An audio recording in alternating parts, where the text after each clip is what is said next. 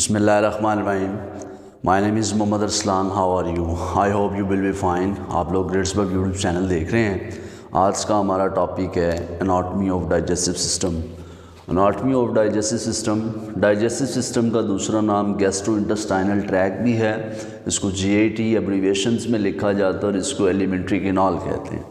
Diagram में हम लोग सबसे पहले देखते हैं कि जो डाइजेस्टिव सिस्टम है वो स्टार्ट होता है माउथ से और उसका जो एंड है वो होता है एनस के ऊपर। एलिमेंट्री कैनाल बेसिकली इस ट्यूब लाइन को कहा जाता है जिसमें से हम लोग फूड को एंटर करते हैं और इस पूरे प्रोसेस में से वो गुज़रते हुए एलिमिनेट हो जाती है। इस पूरे को हम लोग एलिमेंट्री कैनाल कहते हैं। देखते हैं जी इसकी एनाटॉमी को। वर्ड्स एनाटॉमी जहाँ पे भी आता है उसका मतलब होता है लोकेशन, ऑर्गेनाइजेशन या फिर स्ट्रक्चर।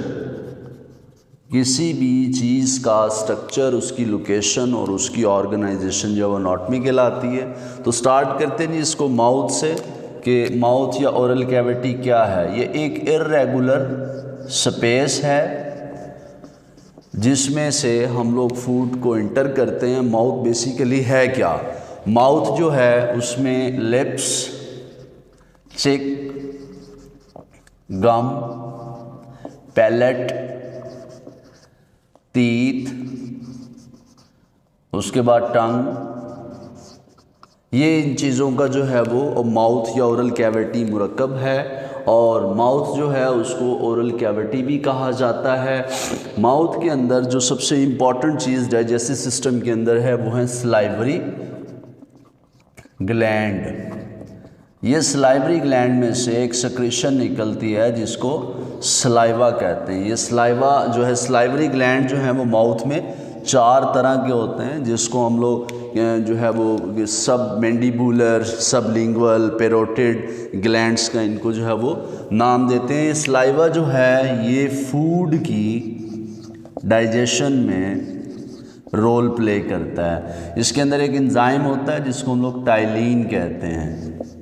वो टाइलिन डाइजेशन के अंदर जो है वो रोल प्ले करता है। माउथ के बाद दूसरा जो पॉइंट हमारे पास आता है वो है फेरेंक्स। फेरेंक्स का क्या रोल है जी, और उसकी लोकेशन जो है वो क्या बनेगी? फेरेंक्स।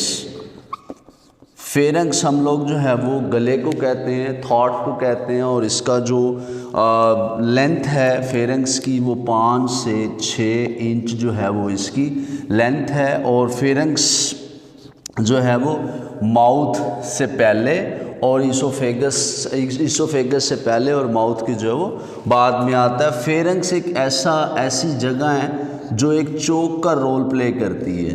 वो किस तरह से, ये देखिएगा ज़रा। जो फेरेंक्स है उसका रास्ता एक तो नोज़ के साथ अटैच है, दूसरा उसका ओरल कैविटी के साथ अटैच है और नीचे से ये लेरेंक्स यानी कि जो हमारा वोकल कॉर्ड है वहाँ से अटैच है। जो नाक का रास्ता है वो भी गले में खुलता है, जो मुंह का रास्ता है वो भी गले में खुलता है और नीचे जो सांस वाली नाली के ऊपर वाला हिस्सा है लेरेंक्स, वो भी इसी के ऊपर आके जो है वो खुलता है।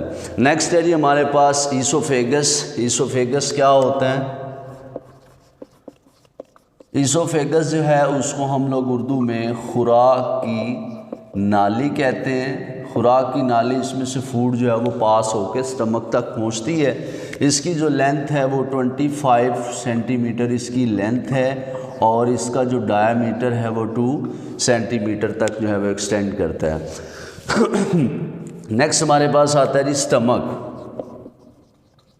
स्टमक क्या है जी? स्टमक एक जे शेप जो है वो ऑर्गन है और इसमें जो फूड फिल हो सकती है वो 1.5 जो है वो लीटर तक हो सकती है। स्टमक का जो साइज़ है वो 10 इंच जो है वो इसका साइज़ होता है। खाली पेट अगर हम स्टमक की बात करें, एम्प्टी स्टमक जो होता है वो तकरीबन 50 ml का होता है। स्टमक जो है इसके अगर इसको तस्वीर से देखें, जहाँ ईसोफेगस ख़त्म हो रही है ये जगह इसको कहते हैं कार्डियक स्फिंक्टर।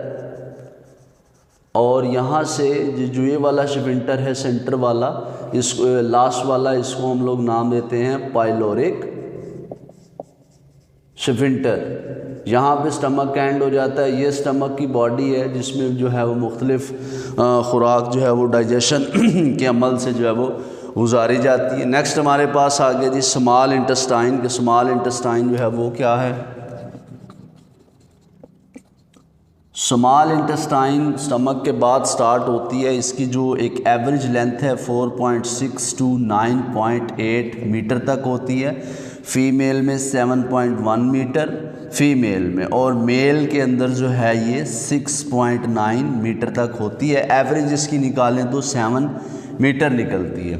स्मॉल इंटेस्टाइन छोटी आंत, यहाँ पे बेसिकली एब्जॉर्प्शन का काम जो है वो होता है। स्मॉल इंटेस्टाइन के जो हैं वो 3 हिस्से हैं, ड्यूडिनम, जूजिनम और इलियम। ये जो हैं 3 इसके इम्पोर्टेंट हिस्से हैं जिसमें इसको डिवाइड किया जाता है। ड्यूडिनम 2.5 to 3.8 मीटर की होती है, जूजिनम 2.5 मीटर की, इलियम 2 से 4 मीटर जो है उसकी लेंथ होती है। लास्ट पार्ट हमारा जो है डाइजेस्टिव सिस्टम का, उसको लार्ज इंटेस्टाइन कहते हैं। जो ब्लू कलर में आपको रिंग शेप में नज़र आ रही है इसको लार्ज इंटेस्टाइन। लार्ज इंटेस्टाइन शुरू होती है इस पॉइंट से जो स्मॉल इंटेस्टाइन और लार्ज इंटेस्टाइन को आपस में जोड़ता है। इस वाल्व को इलोसिकल वाल्व जो है वो कहा जाता है। लार्ज इंटेस्टाइन जो है ये इसकी जो लेंथ है वो 1.5 मीटर है। लार्ज इंटेस्टाइन को लार्ज इंटेस्टाइन सिर्फ उसके डायमीटर की बेस पे कहा जाता है।